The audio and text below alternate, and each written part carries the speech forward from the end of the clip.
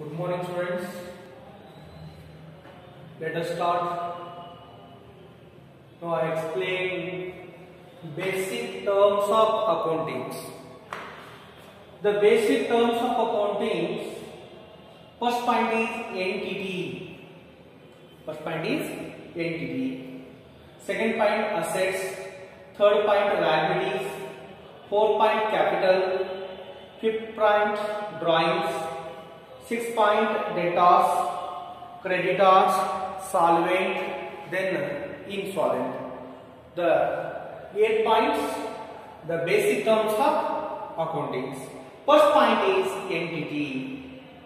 Entity, nothing but the business or organization in a particular interest of the employment generating organization. ಅಂದ್ರೆ entity ಅಂದ್ರೆ ಒಂದು ಸಂಸ್ಥೆ ಅಥವಾ ಒಂದು ವ್ಯವಹಾರಿಕ ಉದ್ಯಮ ಅಂತ ಕರೀತೀವಿ. ಅಥವಾ an entity means an area of economic interest of a particular industry or group of industry. Nothing but organization. Entity means organization or company or industry. ಅಂದರೆ ವ್ಯವಹಾರಿಕ ಉದ್ಯಮ ಅಂತ ಕರೀತೀವಿ. ಒಂದು ಸಂಸ್ಥೆ ಇರಬಹುದು, ಒಂದು ವ್ಯವಹಾರಿಕ ಸಂಸ್ಥೆ ಇರಬಹುದು, ಒಂದು ಕಂಪನಿ ಇರಬಹುದು, ಅಥವಾ ಒಂದು ಕೈಗಾರಿಕೆ ಇರಬಹುದು. ಅಂತಹ ನಾವು ವ್ಯವಹಾರಿಕ ಚಟುವಟಿಕೆಗೆ ನಾವು ಅಂತೀವಿ ಎಂಟಿಟಿ ಅಂತ ಕರೀತೀವಿ. Entity nothing but a form of organisation, a form of business organisation.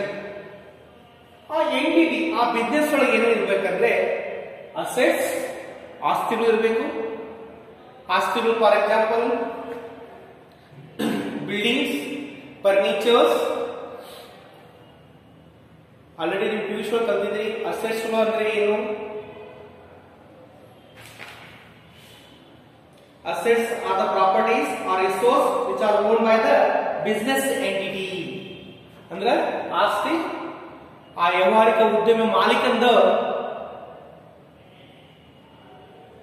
ಸ್ವಂತ ಆಸ್ತಿಗಳಾಗಿರ್ಬೇಕು. ಆ ಮಾಲೀಕಂದು ಆ ವ್ಯವಹಾರಿಕ ಉದ್ಯಮಿಗೆ ಬೇಕಾಗುವಂತಹ ಆಸ್ತಿಗಳು ಅಂದ್ರೆ ಲ್ಯಾಂಡ್ ಅಂಡ್ ಬಿಲ್ಡಿಂಗ್ ಅಂತ ಕರಿತೇವೆ, ಫರ್ನಿಚರ್ ಅಂತ ಕರಿತೇವೆ. ಅಥವಾ ತನ್ನ ವ್ಯವಹಾರ ನಡೆಸಲಿಕ್ಕೆ ಬೇಕಾಗುವ ಯಂತ್ರೋಪಕರಣಗಳು, ಅವು ಪ್ರಾಪರ್ಟೀಸ್ ಅಂತ ಕರಿತೇವೆ, ಅವು ಆಸ್ತಿಗಳು ಅಂತ ಕರಿತೇವೆ. ಯಾಕಂದ್ರೆ ಅದನ್ನ ರೀಸೇಲ್ ಮಾಡಿದ್ರೆ ಮತ್ತೆ ನಮಗೆ ಹಣಕಾಸು ಬರಬೇಕು. ಅಂತ ರೀಸೇಲ್ ಮಾಡಲಿಕ್ಕೆ ಆಗುವಂತಹ ಒಂದು ವಸ್ತುಗಳಿಗೆ ನಾವು ಆಸ್ತಿಗಳು ಅಂತ ಕರಿತೇವೆ. ಈ ಬಿಲ್ಡಿಂಗ್ ನೋಡಿ, ಬಿಲ್ಡಿಂಗ್ ಮಾರಾಟ ಮಾಡುವಾಗ ನಾವು ತಗೊಂಡ ಬಿಲ್ಡಿಂಗ್ 1 ಲಕ್ಷ ತಗೊಂಡ್ರೆ ಒಂದು 5 ರಿಂದ 6 ವರ್ಷ ಇಟ್ಕೊಂಡು ಮಾರಾಟ ಮಾಡಿದ್ರೆ ಅಪ್ರಿಸಿಯೇಟ್ ಆಫ್ ದ ಬಿಲ್ಡಿಂಗ್ ಮೇಲೆ ಹೋಗುತ್ತೆ. ಡಿಪ್ರಿಸಿಯೇಟ್ ಆಗೋದಿಲ್ಲ, ಅಪ್ರಿಸಿಯೇಟ್ ಅಂದ್ರೆ ಜಾಸ್ತಿ ಆಗುತ್ತೆ.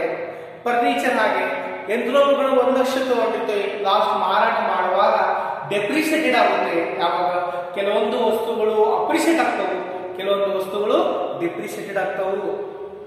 ದೆನ್ ಲಯಬಿಲಿಟೀಸ್, ಹೊಣೆಗಾರಿಕೆ ಅಂತ ಕರೀತೀವಿ. Liability are the debts. Liabilities nothing but ಡೆಬ್ಟ್. ಇದು ಹೊಣೆಗಾರಿಕೆ, ಸಾಲ. Owed by the business entity to the outsider. ಅಂದ್ರೆ ತನ್ನ ವ್ಯವಹಾರಿಕ ಕಾರ್ಯಚಟುವಟಿಕೆ ನಡೆಸಲಿಕ್ಕೆ ಹಣಕಾಸಿನ ಅವಶ್ಯಕತೆ ಬೇಕಾಗಿದೆ.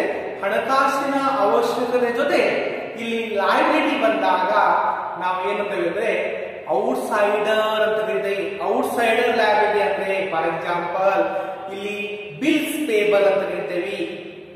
ಆನ್ ಕ್ರೆಡಿಟ್ ಬೇಸ್ ಮೇಲೆ ವಸ್ತುಗಳನ್ನ ಪರ್ಚೇಸ್ ಮಾಡ್ಕೊತೀವಿ. Purchase on goods on the basis of credit. ನಾವು ಕ್ರೆಡಿಟ್ ಲೆವೆಲ್, ನಾವು ಅಪ್ ಟು ಪೇಮೆಂಟ್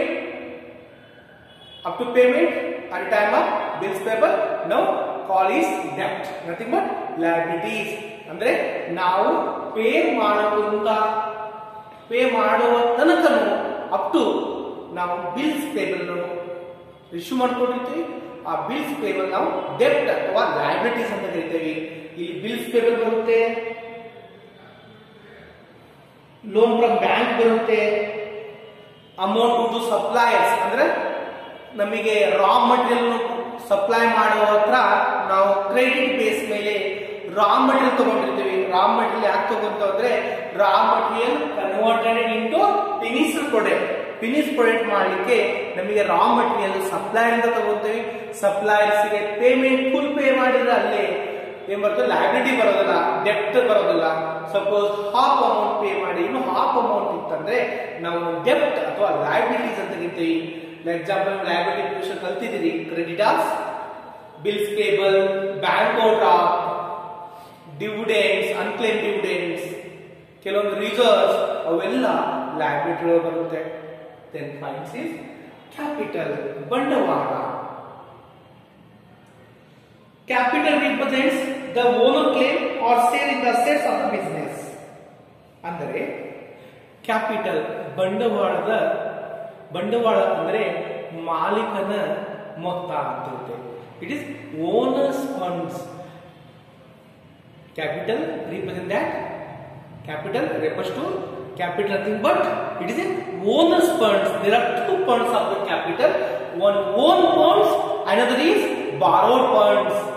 ಮಾಲೀಕನ ಸ್ವಂತ ಮೊತ್ತ, ಇನ್ನೊಂದು ಸಾಲಗಾರರಿಂದ ಬಂದಂತಹ ಮೊತ್ತ ಅಂತ. ಇಲ್ಲಿ ಬಿಸ್ನೆಸ್ ಮಾಡಿಸ್ಲಿಕ್ಕೆ ಎರಡು ಟೈಪ್ ಅಲ್ಲಿ ಕ್ಯಾಪಿಟಲ್ ಆಗ್ತಾವ. ಒಂದು ಓನ್ ಫಂಡ್,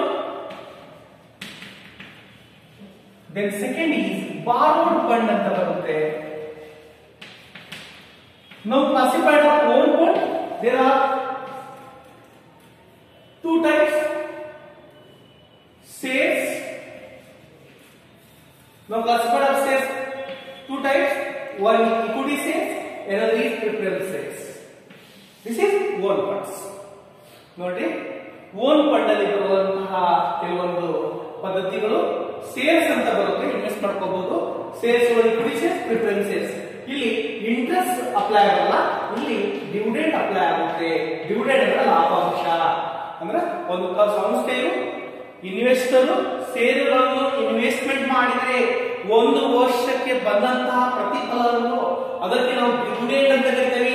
ಷೇರು ಮುಂಭಾಗದ ತಂದು ಬಿಸ್ನೆಸ್ ಒಳಗೆ ಇನ್ವೆಸ್ಟ್ ಮಾಡಿದ ಕ್ಯಾಪಿಟಲ್ ಅನ್ನು, ಅಮೌಂಟ್ ಅನ್ನು, ಮೊತ್ತವನ್ನು, ಆ ಮೊತ್ತದಿಂದ ಬಂದಂತಹ ಪ್ರತಿಫಲವನ್ನು ನಾವು ಡಿವಿಡೆಂಡ್ ಅಂತ ಕರಿತೀವಿ.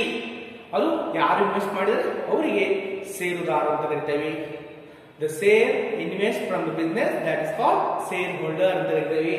ಸರಿ, ನೆಕ್ಸ್ಟ್ ಎರಡನೇ ಪಾಯಿಂಟ್ ಬಾರೋಡ್ ಫಂಡ್ ಅಂತ ಕರಿತೀವಿ. ಬಾರೋಡ್ ನಥಿಂಗ್ ಬಟ್ ಲೋನ್ಸ್ ಅಂತ ಕರಿತೀವಿ, ಆರ್ ಡೆಪ್ಟ್ ಅಂತ ಕರಿತೀವಿ.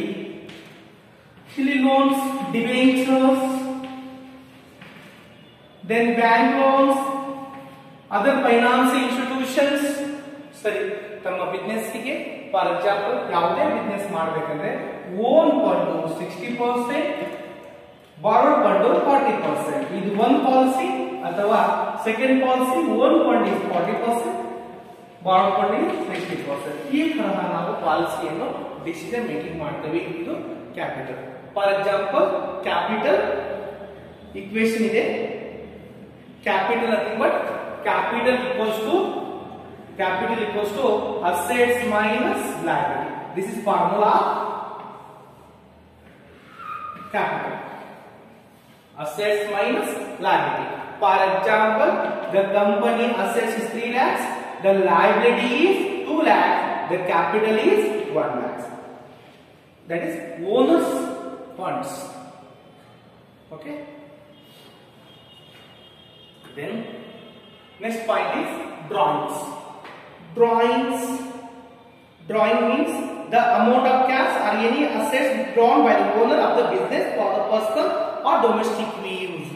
ಅಂದ್ರೆ ಇಲ್ಲಿ ಡ್ರಾಯಿಂಗ್ಸ್ ಅಂದ್ರೆ ಒಬ್ಬ ಓನರ್ ತನ್ನ ಅವಶ್ಯಕತೆ ಇದ್ದಾಗ, ತನ್ನ ಹಣಕಾಸಿನ ಅವಶ್ಯಕತೆ ಇದ್ದಾಗ ತನ್ನ ಸಂಸ್ಥೆಯಲ್ಲಿ ಇರುವ ಬಂಡವಾಳದಲ್ಲಿ ಅಥವಾ ತನ್ನ ಬ್ಯಾಂಕ್ ಅಕೌಂಟ್ ಅಲ್ಲಿರುವ ದುಡ್ಡನ್ನು ತಾನು ಪರ್ಸನಲ್ ಪರ್ಪಸ್ಗೆ ಡ್ರಾ ಮಾಡಿಕೊಂಡ್ರೆ, ಅಮೌಂಟ್ ಅನ್ನು ಡ್ರಾ ಮಾಡಿಕೊಂಡ್ರೆ ಅಂತಹ ಕಾರ್ಯಚಟುವಟಿಕೆ ನಾವು ಡ್ರಾಯಿಂಗ್ಸ್ ಅಂತ ಕರಿತೀವಿ. ತನ್ನ ಪರ್ಸನಲ್ ಯೂಸ್ಗೆ ಆ ಡೊಮೆಸ್ಟಿಕ್ ಪರ್ಪಸ್, ತನ್ನ ಮನೆಯ ಅವಶ್ಯಕೋಸ್ಕರ ತನ್ನಲ್ಲಿ ಇರುವ ಆಸ್ತಿಗಳಾಗಲಿ ತನ್ನ ಅಕೌಂಟ್ ಇರುವ ದುಡ್ಡು ಆಗಲಿ ಯಾವುದಾದ್ರು ಮೊತ್ತವನ್ನು ಡ್ರಾ ಮಾಡಿದ್ರೆ ಅದಕ್ಕೆ ನಾವು ಡ್ರಾಯಿಂಗ್ಸ್ ಅಂತ ಕರಿತೀವಿ.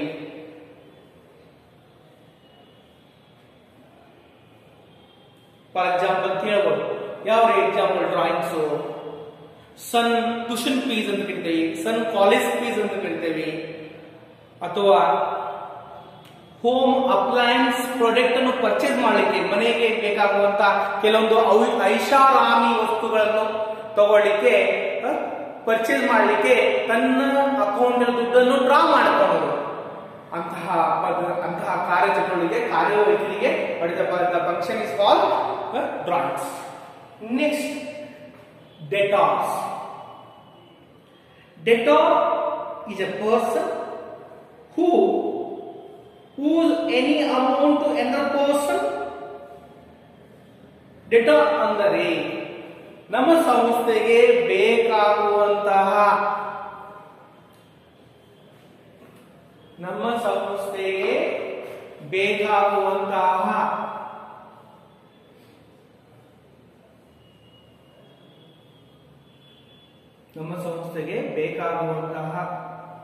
ವಸ್ತುಗಳನ್ನು ಅಥವಾ ರಾ ಮಟೀರಿಯಲ್ ನಾವು ಪರ್ಚೇಸ್ ಮಾಡಿಕೊಂಡು ಅದನ್ನು ಕನ್ವರ್ಟೆಡ್ ಪೆನೀಸ್ ಪ್ರೊಡಕ್ಟ್ ಮಾಡಿ ಮಾರಾಟ ಮಾಡೋ ಸಮಯದಲ್ಲಿ sales there are two types.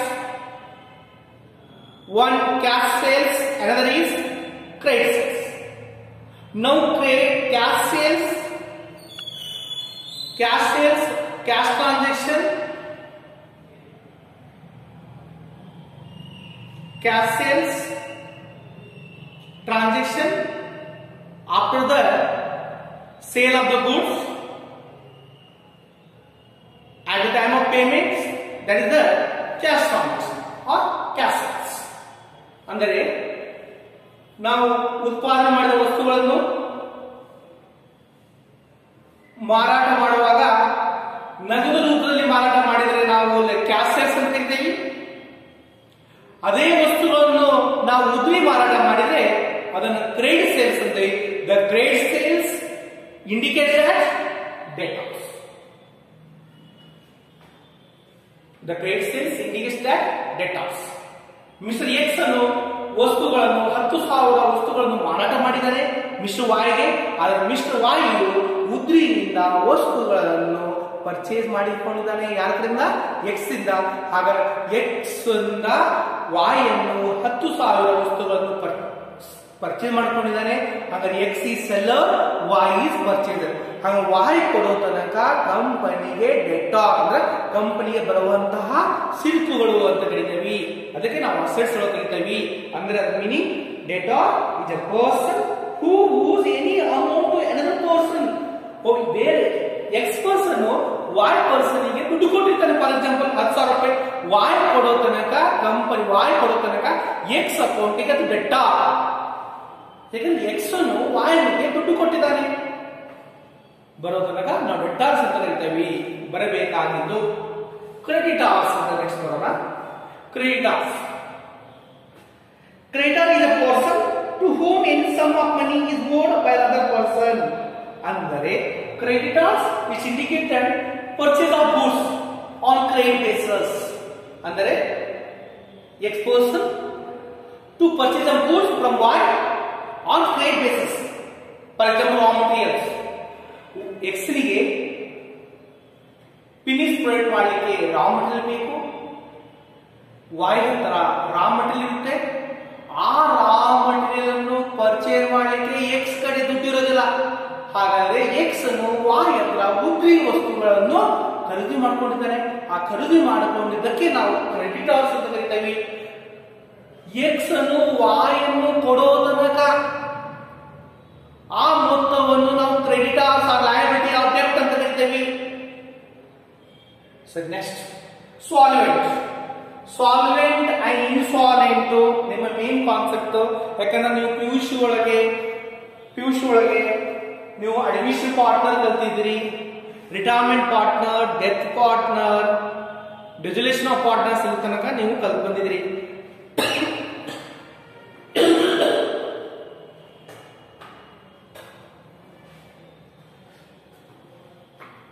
Solvent next concept dissolution partners ಅಂತ ಕಲ್ತು ಬಂದಿರಿ. Next concept solvent and insolvent ಅಂತ ಬರುತ್ತೆ. ಸಾಲ್ವೆಂಟ್ ಅಂಡ್ ಇನ್ಸಾಲ್ವೆಂಟ್ ಅಂದ್ರೆ solvent nothing but the assets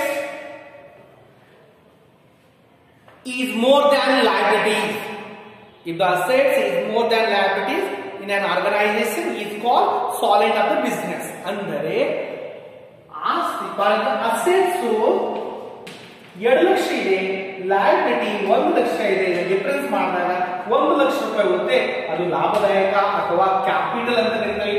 1 lakh ರೂಪಾಯಿ ಎಕ್ಸೆಸ್ ಆಫ್ ಅಮೌಂಟ್ ಸಿಕ್ಕರೆ ಅದಕ್ಕೆ ಸಾಲ್ವೆಂಟ್ ಅಂತ ಕರೀತೀವಿ, ಲಾಭದಾಯಕ ಸಂಸ್ಥೆ ಅಂತ ಕರೀತೀವಿ. ಇನ್ಸಾಲ್ವೆಂಟ್ ಅಂದ್ರೆ if the assets less than liabilities, liability ಗಿಂತ assets ಕಮ್ಮಿ ಇದ್ದರೆ ಆ ಸಂಸ್ಥೆಯು ಲಾಸ್ ಮೇಕಿಂಗ್ ಆಗಿದೆ ಅಂತ ಕರೀತೀವಿ. For example, assets is 2 lakhs, liabilities is 2 lakhs and 3 lakhs minus 1 lakh. The loss making of minus something, but it indicates that the business is loss making of the business. That is insolvent. He is not unable to cash any losses set up. That is called insolvent of the persons. It is any loss is recovery from an organization, that is a solvent of the business. This is basic terms of accounting.